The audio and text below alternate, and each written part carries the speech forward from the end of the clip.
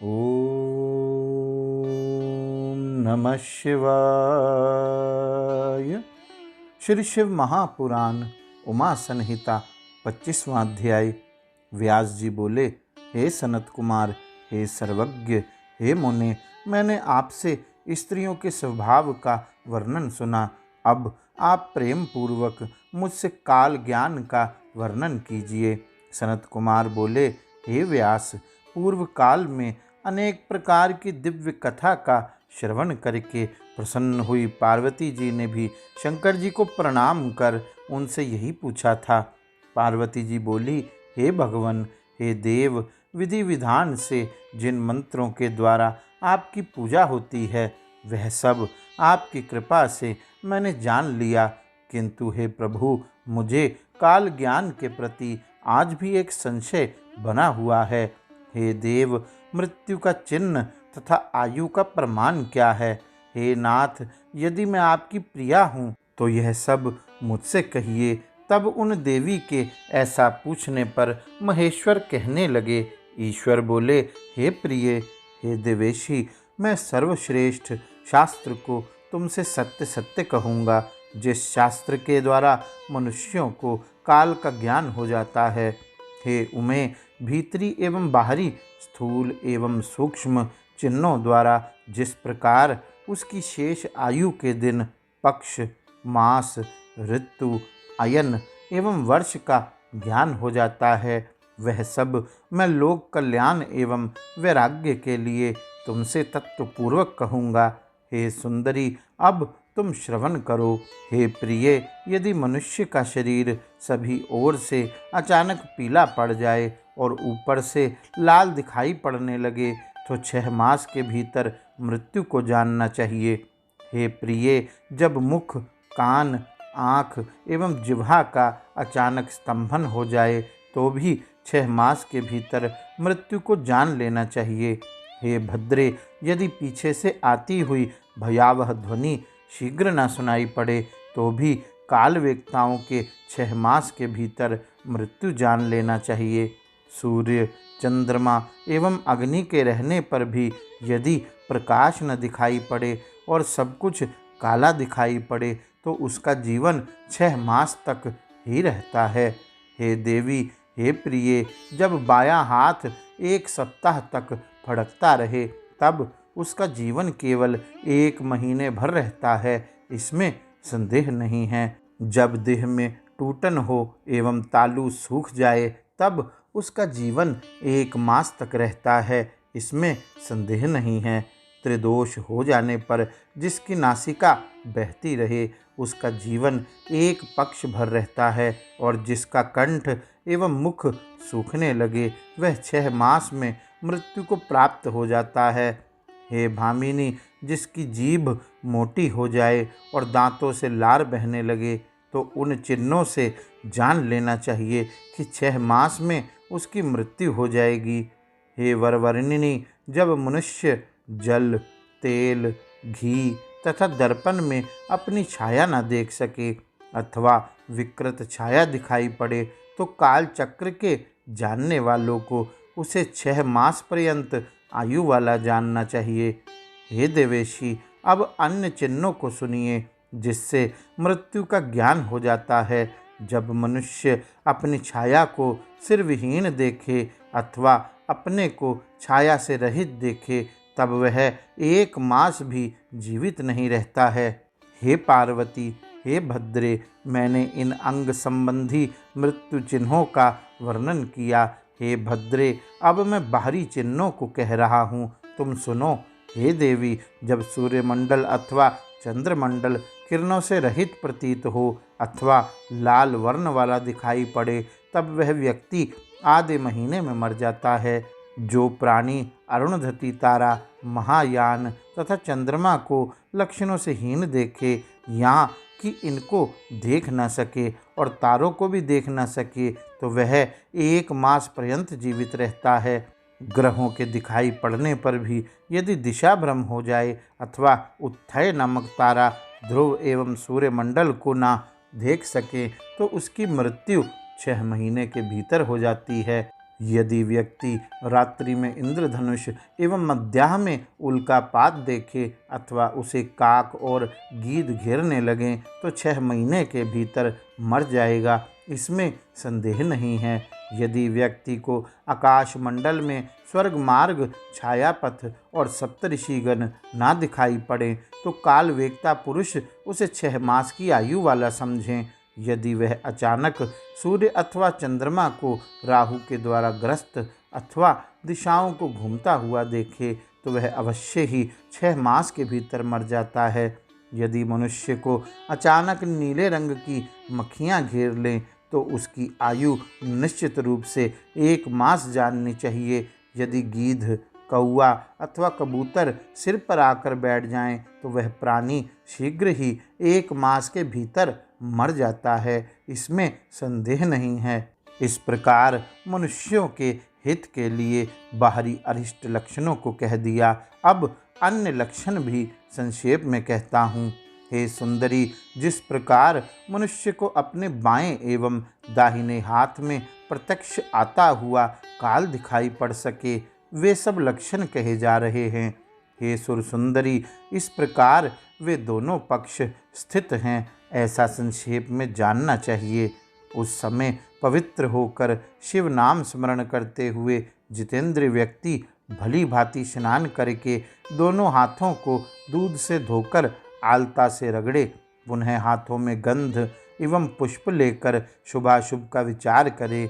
हे प्रिय, कनिष्ठिका से लेकर अंगुष्ठ पर्यंत दोनों हाथों के 3 पैरों पर क्रम से प्रतिपदा आदि का न्यास करके प्रतिपदा आदि तिथियों से दोनों हाथों को संपुटित कर पूर्वाभिमुख हो 108 बार नवाक्षर मंत्र का जप करें। इसके बाद यत्न पूर्वक दोनों हाथों के प्रत्येक पर्व को देखें। हे प्रिय, जिस पर्व पर भौरे के समान काली रेखा दिखाई पड़े, कृष्ण पक्ष अथवा शुक्ल पक्ष में उसी तिथि को मृत्यु जानना चाहिए। हे प्रिय, अब मैं नाद से प्रकट होने वाले काल लक्षण को संक्षेप में कहूँगा, उसका श्रवण करो। इसमें श्वास के गमन आगमन को जानकर कर्म करना चाहिए। हे सुश्रोणी, उस नाद के दनिंदन संचार को जानकर यत्न से अपना भी ज्ञान कर लेना चाहिए। शन, त्रुटि, लव, निमेष, काष्ठा, मुहूर्त, दिन रात, पक्ष, मास, ऋतु, वत्सर, अब्द, युग, कल्प एवं महाकल्प, यही काल कहा जाता है। काल स्वरूप सदाशिव इसी परिपाटी से संहरण करते हैं। वाम, दक्षिण एवं मध्य ये संचार के 3 मार्ग कहे गए हैं। 5 दिन से लेकर 25 दिन पर्यंत वामाचार गति में नाद होता है। यह नाद प्रमाण मैंने आपसे कह दिया। हे वरवर्णिनी, काल वेक्ताओं को भूत, रंध्र, दिशा, ध्वजा रूप नाद प्रमाण वामाचार गति में जानना चाहिए। हे भामिनी, यदि उसमें ऋतु के विकार भूत गुण प्रतीत हों तो उसे दक्षिण प्रमाण वाला नाद कहा गया है, ऐसा प्राण वेक्ताओं को जानना चाहिए। और जब भूत संख्यक इड़ादि नाड़ियाँ प्राणों का वहन करती हैं तो वर्ष भर के अंदर मृत्यु हो जाती है, इसमें संशय नहीं है। नाड़ियों के 10 दिन पर्यंत चलने से वह वर्ष भर जीता है और 15 दिनों तक चलने से वह 1 वर्ष के भीतर ही मर जाता है। 20 दिन तक प्रवाहित होते रहने से 6 महीने तक जीवित समझना चाहिए।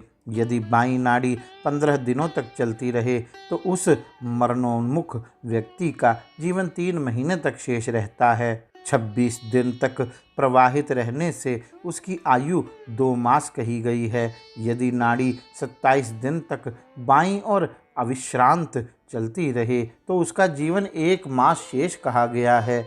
इस प्रकार वाम वायु के प्रमाण से नाद का प्रमाण जानना चाहिए। दाहिनी ओर लगातार चलते रहने से 4 दिन तक जीवन शेष रहता है। हे देवी, नाड़ियाँ 4 स्थानों में स्थित रहती हैं। सब मिलकर ये 16 नाड़ियाँ कही गई हैं। अब मैं उनका ठीक ठीक प्रमाण कहूँगा।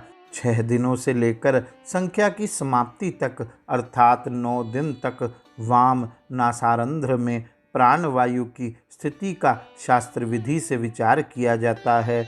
यदि 6 दिन तक नाद प्राणवायु पर चढ़ा रहे तो वह मनुष्य 2 वर्ष 8 महीने 8 दिन जीता है, ऐसा जानना चाहिए। यदि 17 दिन तक प्राण आरूढ़ रहे तो वह 1 वर्ष 7 महीने 6 दिन तक जीता है, इसमें संशय नहीं है। 8 दिन तक निरंतर प्राणवायु के चलने से वह 2 वर्ष 4 महीने 24 दिन तक जीता है, ऐसा जानना चाहिए। जब 9 दिन प्राणवायु चले तो 7 महीने 12 दिन तक आयु कही गई है। जो प्राण पहले के समान कहे गए हैं उनके अंतर्गत उतने महीने और उतने दिनों की संख्या भी जान लेनी चाहिए। 11 दिन लगातार प्राणवायु चलते रहने पर वह 1 वर्ष 9 महीने 8 दिन तक जीवित रहता है। 12 दिन तक प्रवाहित रहने से वह 1 वर्ष 7 महीने 6 दिन तक जीता रहता है, ऐसा जानना चाहिए। यदि 13 दिन तक नाड़ी चले तो व्यक्ति की आयु 1 वर्ष 4 महीने 24 दिन शेष जानना चाहिए, इसमें संशय नहीं है। यदि प्राणवाही नाड़ियाँ 14 दिन लगातार बाईं ओर से चलें तो उसका जीवन 1 वर्ष 6 मास 24 दिन पर्यंत शेष जानना चाहिए, इसमें संशय नहीं है।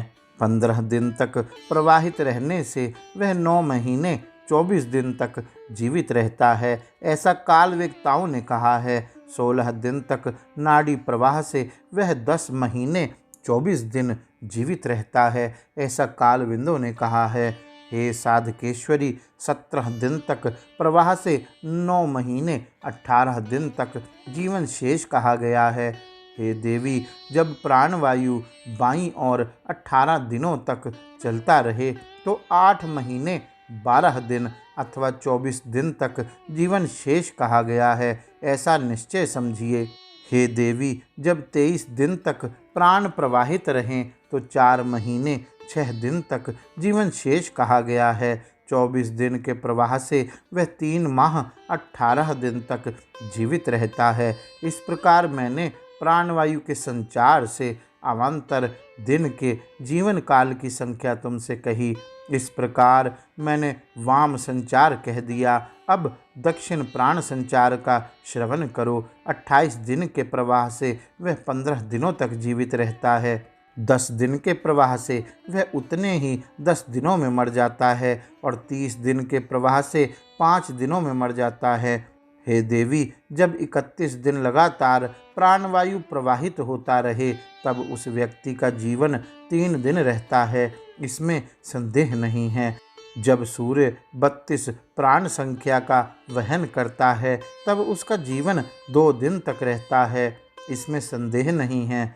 मैंने दक्षिण प्राणवायु का वर्णन किया, अब तुमसे मध्यस्थ प्राण का वर्णन करता हूँ। जब वायु का प्रवाह मुखमंडल में एक और हो तब उस दौड़ते हुए प्रवाह से वह 1 दिन जीवित रहता है। इस प्रकार प्राचीन विद्वानों ने मरणोन्मुख व्यक्ति के कालचक्र का वर्णन किया है।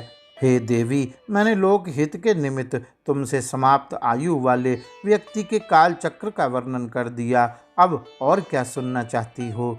इस प्रकार श्री शिव महापुराण के अंतर्गत 5वीं उमा संहिता में काल ज्ञान वर्णन नामक 25वां अध्याय पूर्ण हुआ। गौरी शंकर भगवान की जय। ओम नमः शिवाय।